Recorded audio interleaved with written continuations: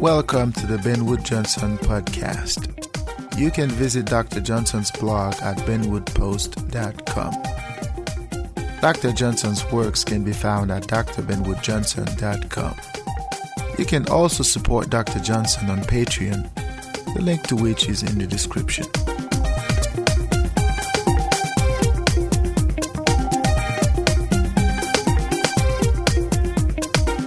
Hello everybody, welcome back to another episode of the Ben Wood Johnson podcast. Today is July 20th, 2020. In other words, it's 7/20/20. This is podcast number 54. So I am very excited to have you back with us one more time to talk about philosophy. Wherever you are in the world, a warm welcome to you. This is the place of intersection. This is the place of intellectual crossroad where we talk about things that we think needs to be talked about. Things that society somehow or the intellectual elite somehow are not talking about. This is where we talk about these things here. Now, a disclaimer before we get into this podcast today. We are going to talk about police brutality. The disclaimer is that this podcast is not intended to be anti-police. It is not intended to be anti-society. It is not a call to action. I'm just making a philosophical assessment of society, in this case, the American society. But the podcast itself is not about the police. I was a police officer, so the police community is a community that I respect and adore. Of course, I've had my fair share of police brutality in America, my fair share of police, disrespect. So that doesn't necessarily mean that I put every police officer in the same basket with the police officer that I have had to encounter in my life in America. But to say it again, this podcast is not about the police. In any case, today we are going to talk about the concept of police brutality, the notion that police officers are supposed to serve and protect. When we look at the notion of policing in a broader social context, it is evident that the police do not have the job. The police as an institution does not have the job of serving and protecting. Rather, they have the job of maintaining the status quo. Again, this is only within the context of the larger societal context. So I am not talking about the police as entity within a particular community that do things a certain way, in relation to the citizenry. So this conversation is going to be a bit controversial, like I said, because you may not agree with what I'm about to say in this podcast. So I wanted to give you this heads up so you understand where I am coming from. This is a philosophical podcast where we talk about society, and we talk about society without filter. So in this case, I am not talking ill of the police. I am not talking ill of the institution itself. I am looking at the role of the police from a philosophical standpoint, the job of the police from a philosophical angle. So without further ado, let us get right into it.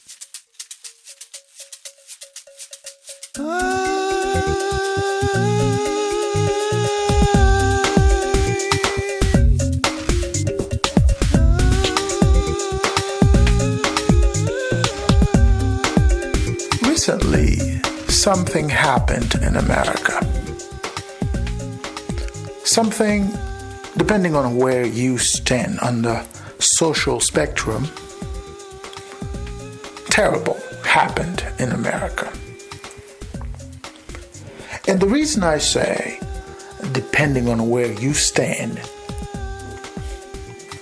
it is because there is a little bit of subjectivity as to what happened, why it happened, and what could be done so that incidents like that don't occur. Now, I am a philosopher of common sense. It is an arbitrary, of course, way of looking at myself as a thinker. I'm the kind of person who looks at certain things, certain situations in the world and try to understand it from a pragmatic lens. I am not the kind of thinker who sort of follow the stream of thoughts. I'm not the kind of thinker who sort of look at the world from a particular prism. At least I'm not the kind of thinker who sort of looks at the world from an angle that sort of suits a particular narrative. I consider myself a social observer. And what that means is that I look at society, look at people, entities, institutions within society, and try to understand or try to make sense of why they do what they do, when they do what they do, or why they don't do what they're supposed to do, and when they don't do what they were supposed to do. And based on that observation, I try to come up with explanations that are philosophical in nature to explain what's happening, what is going on. Now, if you have listened to my previous podcasts, you should sort of have a sense of where I stand on the issue of racism. Actually, I have an entire podcast dedicated to this concept, where I have talked about why it is important to acknowledge racism. And the reason I make that case, or the reason I made that case, it is not necessarily because I think racism is something that could be eradicated. Rather, it is a way to say that racism is here to stay. It is part of who we are. But we need to be able to live with it. We need to be able to sort of recognize racism for what it is and address it. Of course, it is not going to go away. It's like a necessary evil that is always going to be a part of who we are. What I have noticed is that in recent days or weeks, that there's a trend in society, at least in America. All of a sudden, people are conscious about racism. All of a sudden, people are concerned about racism. It is all because these police officers did something out in the open, something that many people have done or continue to do, will continue to do to others every day of their lives. Okay? You see, when the Minneapolis police officer knelt on Mr. George Floyd, when he did that, I think his intent was to undermine this black man to the extent that he could, for trying, from his perspective, to resist or defy the institution that he, as a police officer, represents. It happens every day. It happens almost in every aspect of American society. In fact, the whole concept of the police in society was designed to do just that. The idea that Derrick Chauvin is an outcast, he's an outlier, it's a fallacy. I've always said that you cannot have a good police officer. It's a fallacy. You see, the job of the police cannot be a job of good guys versus bad guys. Now, you can be a good person as a person, but when you wear that uniform, when you carry that badge, acting as a police officer, good is not part of the job description. Okay? So in that sense, the idea of policing could be something good. It's a fallacy. Of course, those are feel-good ideas that we have sort of come up with to justify the reality we live in. But there's a reality. You cannot deny it. Coming up with feel-good understandings about why we're going through that reality doesn't change the reality in and of itself. But you see, Chauvin was not being Chauvin. He was being a police officer. He was doing a job which is to contain whomever the law deems must be contained. And he was using the techniques he learned, or strategies he developed over time to do that. So I guess my argument is that George Floyd wouldn't have died the way he died if we did not have the police. Okay? Suggesting that Chauvin is the problem. It's mistaken. Because whatever Chauvin did could be done by somebody else, and have been done, will continue to be done by other people within the profession of police.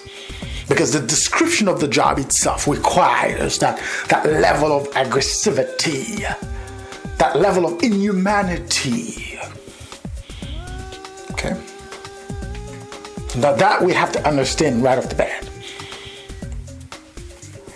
But to take this understanding a little further, we have to understand what makes it possible for Chauvin, Derrick Chauvin in this case, to do what he did. Why is it all of a sudden racism is a subject of interest? Why are we hearing all these feel-good slogans like anti-racism? Why? What's going on? You see, we're going right back to the areas of America enacting feel-good policies, which would last for a few years, perhaps, which few would benefit, which would have little to no consequence or effects on society as a whole. Okay, that's where we are. That is where we are. Now, some might say it is good because there's so much injustice going on that we need to start somewhere. I agree. But that is not the point here. At least that is not my point. You see, what's happening in America today is what we could call a trend. You see, there's a trend against the police, a trend against inequality, racism, because all of a sudden it is politically correct to be against those things. Okay? All of a sudden it is socially adequate to sort of criticize those institutions, and even those institutions themselves are looking at themselves in the mirror and try to at least give the impression that they are against themselves. Police officers are coming out and saying, we need justice, we need to protect, we need to this and that. When in fact they know this is impossible. Because the idea of having a police in a society is ingrained in the notion that the entity called a person must be controlled, must be refrained, must be restricted, must be restrained. And to do that, there's only one way. It's violence. You cannot have peace without violence. At least you cannot have anything resembling peace and order without violence. On the part of the entity that is supposed to guarantee, or on the part of the entity that is supposed to maintain that peace. So the violence itself is necessary for peace. And the entity that is there to guarantee that peace is usually the police. Therefore, the police itself must be violent, must use violence. But that violence is justified to the extent that the people that are supposed to be put under that violence agreed via or through a social contract to be victimized by that violence. At least that's the circular argument that you always hear, that you agree to be subjected to the violence of the state. Therefore, you have consented to that violence and you it's part of your reality. Okay? So the police itself are there to make that violence in a tangible way so that the person who is subjected to that violence knows that the police's job is to do violence, to instill order, to guarantee peace. So therefore, the police in and of itself is an instrument of violence. See, when you hear folks talking about the idea, no justice, no peace, and you hear the same folks saying, well, we need to protest peacefully. It's a fallacy. Well, they're telling you nonsense. Step back and understand what they're saying. At least try to understand word by word the meaning of those words and the effects of those words. Then you're going to be lost in the debate. You have to step back and make sense of what they're saying, because those words contradict themselves. In this podcast, I could not talk about racism or what's happening in American society in detail, for the simple fact that there's no need to do that now, because there's so many things happening in the world. There's much more things that are going to happen that, there's plenty of time, to talk about those things. Okay. But what we need to understand right now is that there's a false debate. There's a false sense of security. There's a false sense of joy. There's a false sense of retribution against those who have condoned injustice their whole life. There's a false sense of reclaiming individual rights or collective rights, whatever you want to call it. Because the reality speaks differently to what the narrative is right now. There cannot be peace unless there is violence. There cannot be violence unless there are people who are willing to do that violence. And there cannot be people who are willing to do that violence without institutions that guarantee that these individuals or those who engage in violence will not be, or at least will not suffer the consequences of their actions. So that takes us 180 degrees to the notion of racism, the serve and protect, and all that nonsense about, police brutality. See, it's sort of like it's a nonsensical idea to suggest that the police are not supposed to be brutal. The police are supposed to be brutal. That's the whole concept of the police. It needs to be brutal. Otherwise, it's not the police. It's the Boy Scout. Why do you think they give the police officer guns? To play basketball hoops with the neighborhood? Why do you think they give them batons? Just to play around with you? Why do you think they have radio for backups?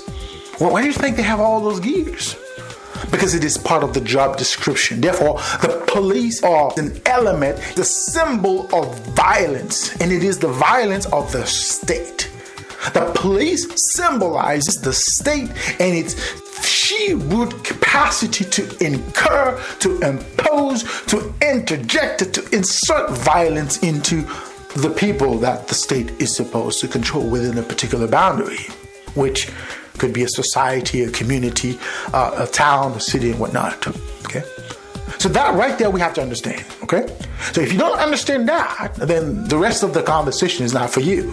If you cannot understand that the police are not supposed to be a peaceful entity, then there's no need for you to continue listening to what I'm about to say. Okay? The police are there to instill violence. The police are not there to fraternize with you. The police are not there to be your friends.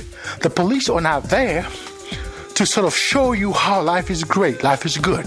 Therefore, the idea that the police are supposed to be good entities within the context of being a good guy, it's a nonsensical idea, because right off the bat, the definition of the police implies the understanding that the police are there to counter anyone who is against the rule of the day or the rule du jour, okay? Therefore, the police itself is not there to be your friend. The police is supposed, the police are supposed to be brutal. The police are supposed to be tough. I was a police officer. I was trained to do violence. Everything I was taught in the academy. I was taught here in Missouri, in Fort Leonard Wood. Everything I was told in the academy was for me to be violent. You see, I remember in the academy, I was trained to control, to subdue somebody, or in this case, the citizenry. I was trained to use a baton. At the time, they called it a club. I was trained to restrain, to detain, to handcuff individuals. I was trained to do hand-to-hand combat with individuals. I was trained to shoot. Although I must admit that the doctrine of shoot to kill within the police these days was different back then. Back in the 1990s, when I was trained as a police officer, shoot to kill was not necessarily the main objective. Nowadays, the police are trained to kill.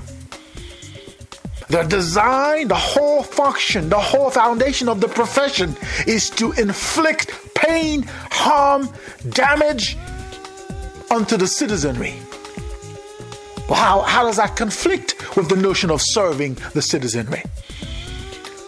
Now, when I joined the police, I was under the impression that the job would be to act a certain way against those who act a certain way, like the bad guys, this idea.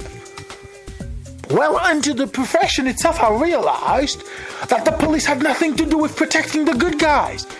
There were no good guys. In fact, for the most part, we were the bad guys. Because I remember. So that is why when I came to America, I knew what American police was about because I was trained by Americans. They had told me what the police was about. They had told me what policing was about. So I knew who they were. So the idea that police officers are supposed to be good and the other is not good, is a bad guy, that's a nonsensical idea. I remember one instructor in particular told the class that you have to have a fake weapon or a fake knife, a fake gun all the time in your possession, in your squad car or whatnot. That is, when you shoot somebody, make sure you put that or you lay this weapon next to him and say that the person drew a weapon on you. I remember listening to that instructor saying that. I was like, flabbergasted. I'm like, really? Is that what we're supposed to do? What about our conscience? Don't we have to deal with this, with the mistake we just made? And the instructor was, no. You got to protect yourself. And you have to protect your fellow police officer. You have to protect your partner. That is how I was trained. So when I came to America, I knew who the police are. I know how they do it. And I've seen it. I watched them do it. It confirmed to me what I learned from them. So that is why when I talk about the police, it doesn't come from a place of hate. I was one of them. Proud to say that I once was. But I know what they do. I know how they do what they do. So this idea that the police are supposed to be this nice, fun guy, no, that is not the job of a police officer. A police officer is supposed to be tough. He or she is supposed to be tough. And that is why anytime you question the authority of a police officer, the result of that questioning is likely going to be damaging for you. You are likely going to be arrested. You are likely going to be thrown in jail. And you are likely going to be beaten. How dare you question the authority of a police officer? I wrote that in several of my books. I have talked about that. So you have to understand who the police are and why they are brutal. Their job requires that brutality. Has nothing to do with race. It has nothing to do with racism right off the bat. Nothing to do with it. It's the job description. The police officer could be as brutal to a black person as he could be to a white person or to a Latino. The problem, as I try to explain here, is when society itself, the state itself, the government itself allows the officer to mistreat certain people with absolutely no repercussions. A police officer couldn't dare beat a white person in certain neighborhoods. He couldn't dare beat a white person or question a white person driving a certain car. Why can he do it for a black person? Why can he get away with it when he does it to a Latino? Why? And that is essentially the question we have to ask ourselves as a society. If we want to fix policing in America, if we want to fix the injustice that characterizes the police, we have to not allow officers to get away when they behave that way towards a certain group of people, although it is part of their job description. Every aspect of the job requires violence. You cannot be a police officer if you are not willing to do violence. Okay? So right there, the idea that some police officers are good is just a few bad apples, as they say. It's a nonsensical idea. The idea that the police are there to serve and protect, it's also a nonsensical idea. The police are there to guarantee the status quo. Okay? The police could not serve and protect. They're not there to serve and protect those who might be a threat to the status quo. And it's usually everyone except for those who run the status quo, or in many cases, the police themselves. The police are there to guarantee the status quo, whatever that status quo might be. Whatever it might be, that's the police job. Though implicitly stated, but every police officer knows that his job is not to serve and protect. His job is to preserve the status quo. If preserving the status quo means that I am going to protect that individual or that entity or that group that are there to maintain the status quo, so will it be. There is a reason why President Trump automatically evoked, the National Guard or the military to come to the streets of America. There's a reason for that. Because for a brief period, there was a sense that the status quo was going to be overthrown. There was a real threat to the status quo for a brief moment, albeit for a few days. And at that point, Trump understood that the police could no longer do their job. The violence that is required to quell that threat, the police couldn't do that. That was the purpose of the military. Okay? Now, of course, in other countries, like third world countries or autocratic countries, authoritarian countries, they don't have to sort of tell you what they're going to do. The police, the military, it's the same, right? You're in the streets doing things that threaten the status quo, then automatically you're going to meet with the sheer brute force of the state. And the state is there to quell whatever you're doing. Okay? It's quell, to stop it. So the state will not do that. And gentlemen, a military is not there to talk to you. A military is not there to sort of explain to you why he is kicking you behind or why he's lodging this bullet into your body. That's not his job. His job is to do what he's told. So that's the reason, sort of, when Trump said that, it became clear to me that the state was in a state of panic. The American state was in a state of panic. For a brief moment, there was a loss of control there. Because the rage was so great. The rage, the anger was enormous on the streets of America. But the idea that there are good police officers and there are bad police officers is a nonsensical idea. Now, of course, some police officers are more prone to that violence than others are. And those who are more prone to that violence are likely to do it without any restraint, any self-restraint.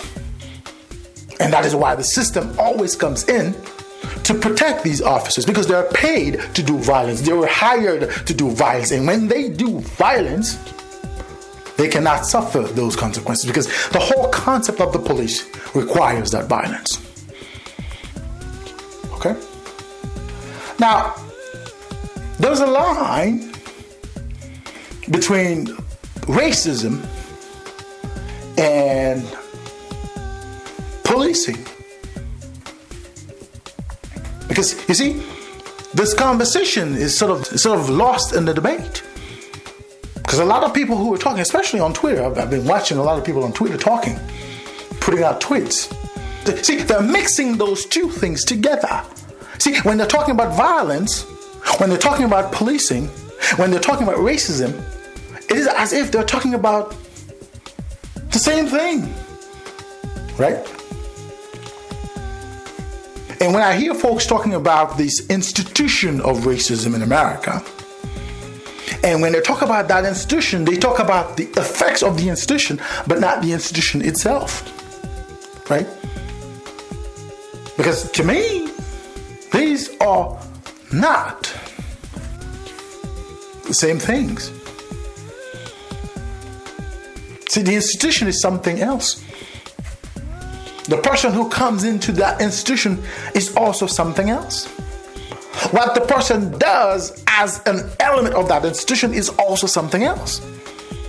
What society says in response, or how society responds to what the person did as a member of the institution, is also something else. We cannot mix them all together. If we do that, then whatever we're saying is nonsensical right off the bat. And that's going to make people laugh.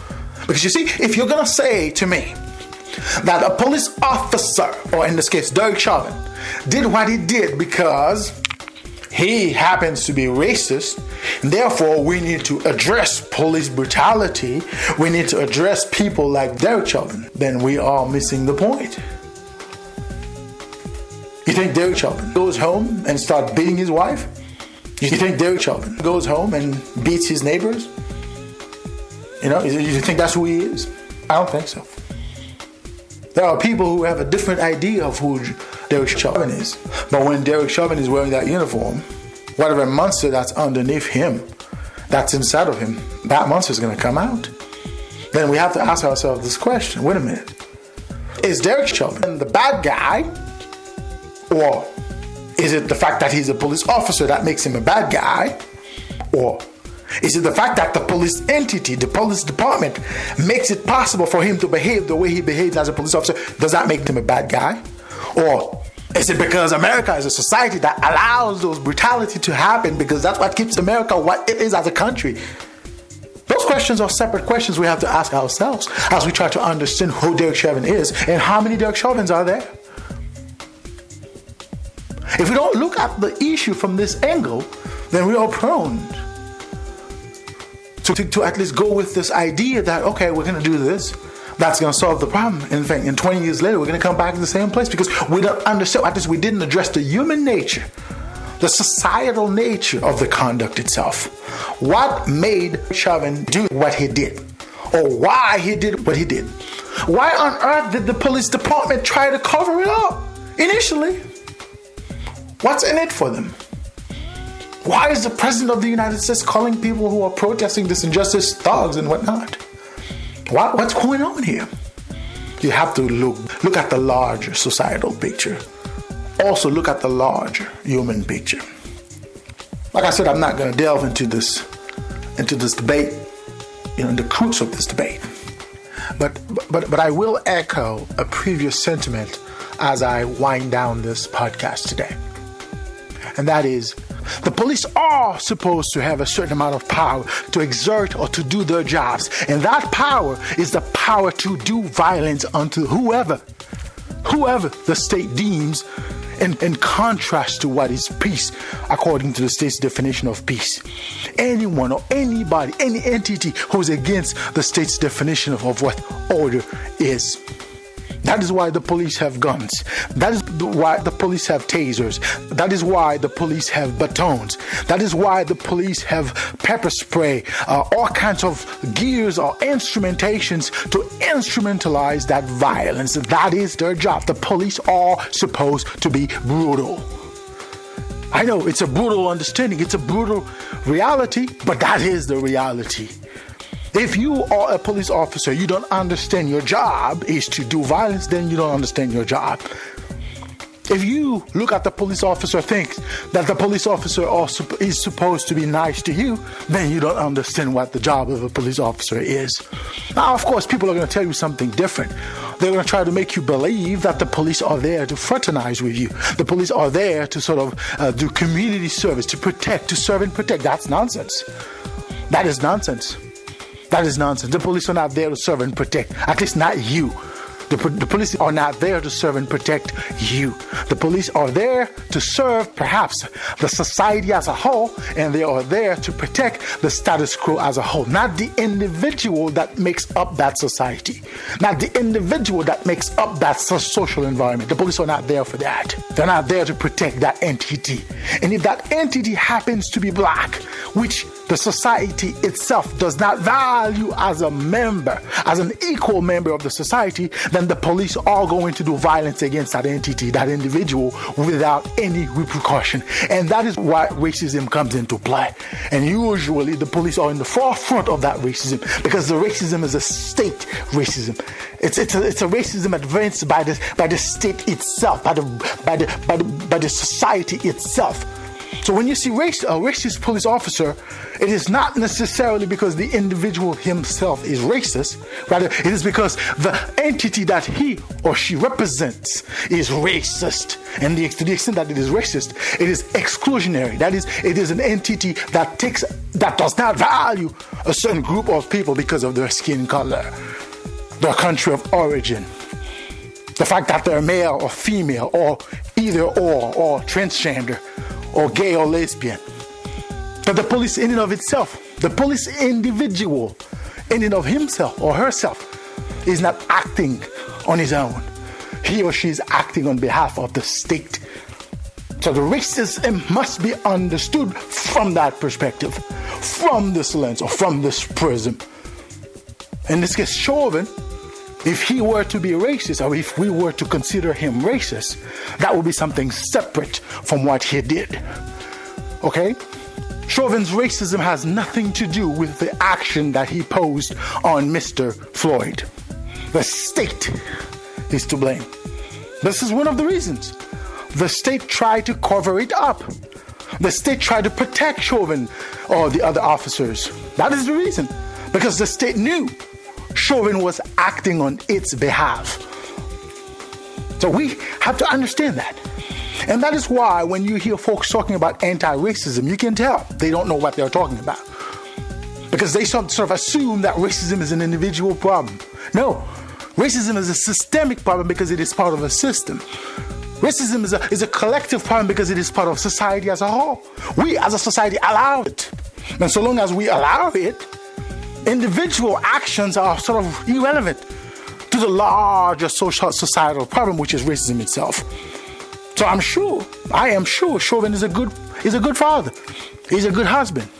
He's a good neighbor, perhaps. Chauvin is not racist 24/7 of his life. Nobody is racist 24/7 of his life. The idea that John is racist because he's always racist, it's a nonsensical idea. The idea that Jonas is not racist because he's always not racist, it's just a nonsensical idea. There are circumstances where we act as racist, and there are circumstances where we don't, depending on where we are, who we're dealing with, and under what circumstances we're dealing with that individual. But when the state itself makes it possible, then it becomes a reality that certain people experience. And the police, as the forefront of the system itself, becomes the vanguard of that racism. They become the face of that racism, but they're not the racism itself. They are the face of the racism that is statal in nature. That is, it is from the state itself. And we have to understand racism from that angle before we can talk about anti-racism or before we can talk about police brutality. Short of that, everything we're saying is nonsense right off the bat.